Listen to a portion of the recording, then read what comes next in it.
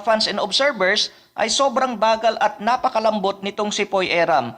Nasa listahan din itong si Jeremiah Gray.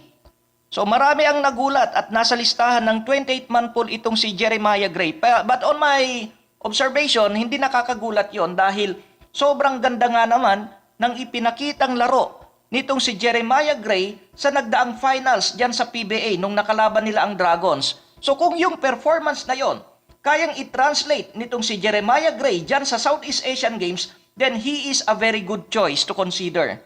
So nasa lineup din itong si Marshall Lassiter. So 2 thumbs up ako rito. Kung pwede pa nga 3 thumbs up tayo rito ano? Kaso dalawa lang ang thumbs natin. So para sa akin very good. At isinama nila, kino-consider nila this time itong si Marshall Lassiter na makabalik sa ating Gilas Pilipinas dahil alam natin sobrang kailangan natin ng legit shooter. So siguro finally na-realize nitong si Coach Chot na hindi puro penetration ang kailangan natin sa FIBA. Ang nangyari nung nakaraan, kung naalala nyo mga idol, puro penetrate yung magkapatid pero wala namang nangyayari at wala tayong masyadong ball rotation. At sobrang dami ang pinakawalan sa 3 points. Sabi ko nga, kung nagkakabukol lang yung ring noong Southeast Asian Games, siguro parang binoxing ni Floyd Mayweather at bukol-bukol na yung ring sa dami ng namintis natin ng mga 3-point shots. So para sa akin, nasa wishlist ko rin na sana makapasok at makabalik sa ating lineup sa Gilas Pilipinas itong si Lassiter na ito dahil napaka-shooter ng player na ito. Next, nagbabalik din sa lineup itong si Jamie Malonzo. So nasa wishlist din natin yan. At para sa akin, napakaganda ng ipinakita nitong si Jamie sa nagdaang FIBA Asian Qualifier 6 window. So very good. So tuloy natin mga idol. Nasa lineup din itong si Chris Newsome, Calvin Oftana, CJ Perez. Nako, isa na namang paborito ito ni Coach Chot. Itong si RR Pugoy, itong si Stanley Pringle, at saka itong si Christian Star Hardinger. So para sa akin, not a bad idea, dapat lang talaga na meron kang ekstrang pamimilian. Pero on my opinion, kung silang tatlo lang ang pamimilian, kay Justin Brownlee na lang ako. Kasi alam natin, iba pa rin yung import, Then nandito din si Chris Ross. Itong si Chris Ross, hindi naman talaga offensive player ito. Pero not a bad choice, dahil malaki rin ang kayang ibigay na energy, lalo na sa defensive end, itong si Chris Ross, na kagaya din ng energy pinoprovide nitong si Raymond Almasan. Then, nasa listahan din itong si Brandon Roser. Ang alam ko, hindi rin offensive threat ito, pero malakas din sa loob ito at saka pang depensa din ito. And, Arvin Tolentino, at saka itong si Mickey Williams ng TNT Katropa.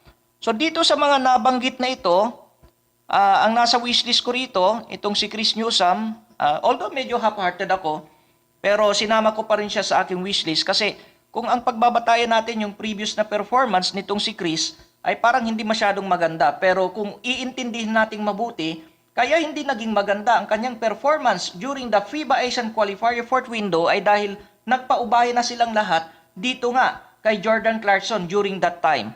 And apparently, yun na nga, natalo pa rin tayo sa Lebanon.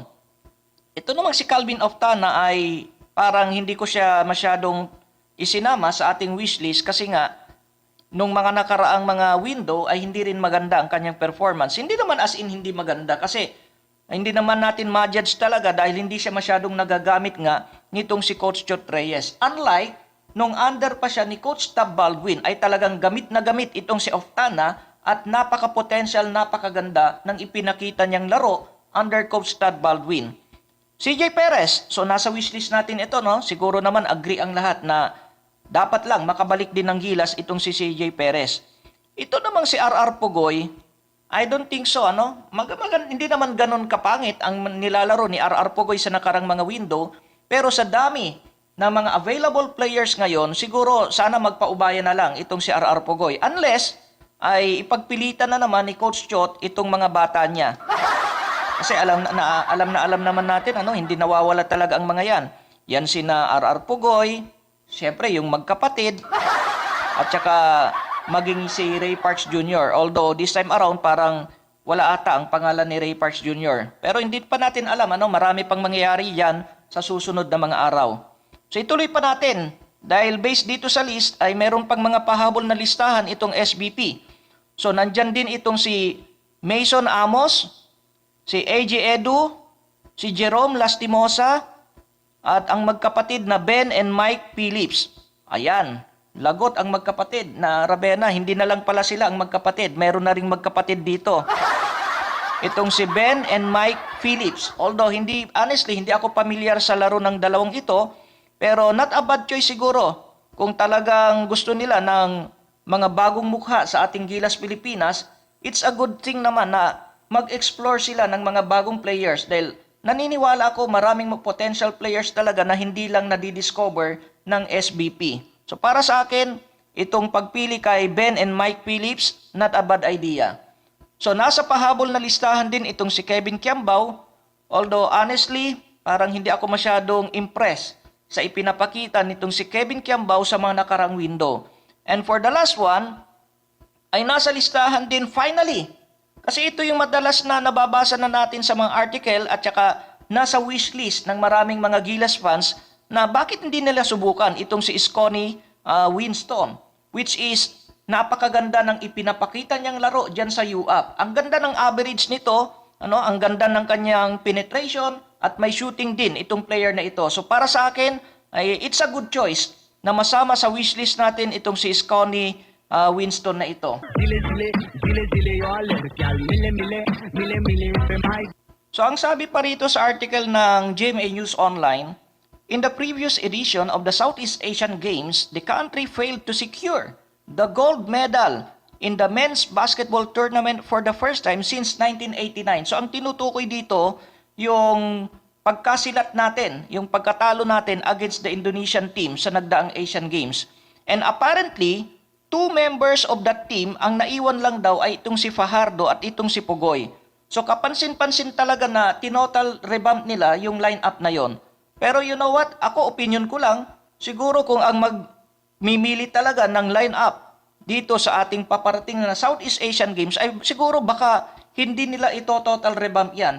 Pero ang nangyari kasi dito, kung magbabasa tayo ng mga nakaraang komento ng POC, ay talagang nag-warning na sila na dapat talaga ay ayusin nila itong lineup natin sa susunod na Southeast Asian Games because we can afford to lose for the second time dyan sa Southeast Asian Games na yan.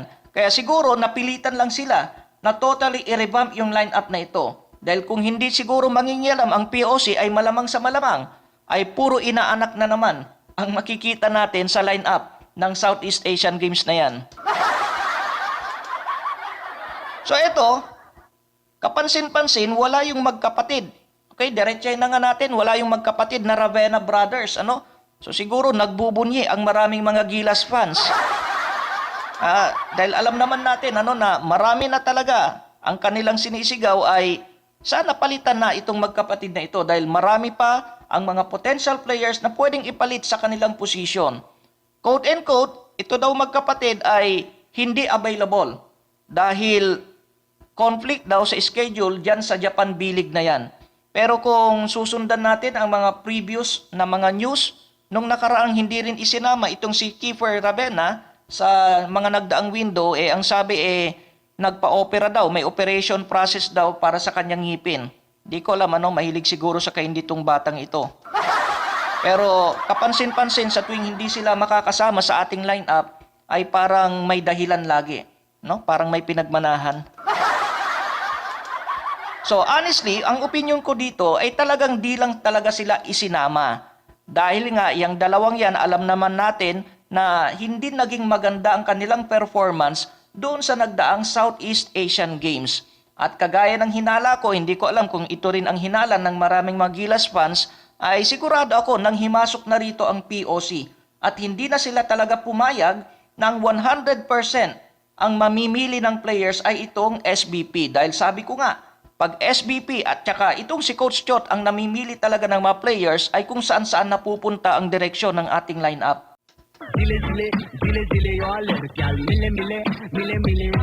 So there you go mga kabola, So yan yung mga listahan tentatively na ipinasa nitong SBP dyan sa POC.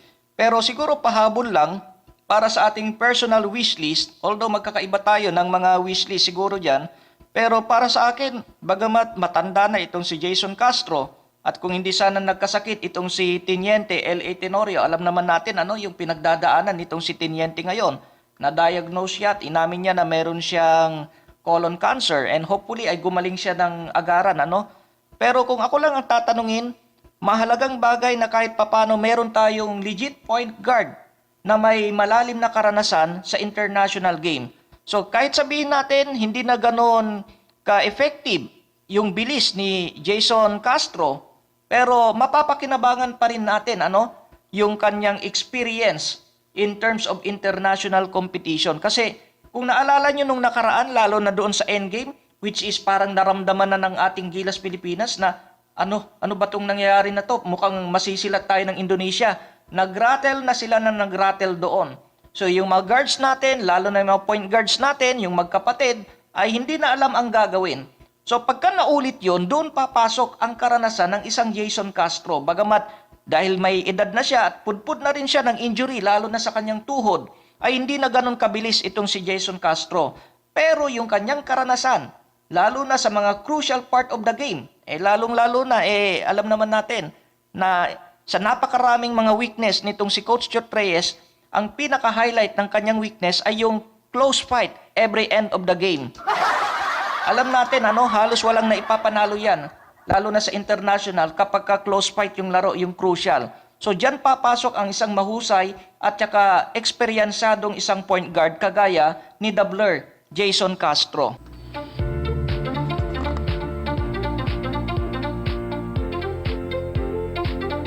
So there you go mga kabola, yan ang lineup na inilabas nitong SBP at ipinasa sa Philippine Olympic Committee na siyang pamimilian, and hopefully yung mga napili natin na wishlist ay siyang pumasok sa Final 12 na maglalaro dyan sa paparating na Southeast Asian Games. Pero bago tayo magtapos, ikaw kabola, ano ang sariling wishlist mo? Sino-sino ang mga players na sa tingin mo effective na maglaro sa international games dito sa ating national team? I-comment lang yan sa ibaba at doon ipagpatuloy natin ang ating napakasarap na kwentuhan dito sa Maestro Coach TV.